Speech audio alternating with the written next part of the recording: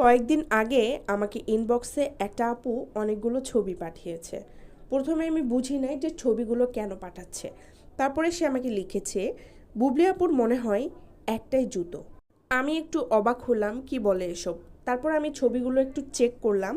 তারপরে দেখতে পেলাম যে হ্যাঁ, সে রিপিটেডলি এই জুতা পরেই ফটোশ্যুট করেছে।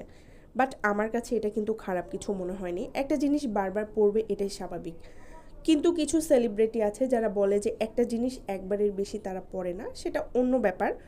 বাট আমার কাছে মনে হয় অপচয় না করাটাই বেটার। তবে কয়েকদিন আগে একটা টিভি প্রোগ্রামে অপু বিশ্বাস একটা ব্লাউজ ২ বার পরেছিল। এটা নিয়ে বুবলি ভক্তরা তাকে কতভাবে ছোট করেছে যে অপু বিশ্বাসের মনে হয় আর কোনো ব্লাউজ নেই, একটা ব্লাউজ পরেই সব অনুষ্ঠানে যায়।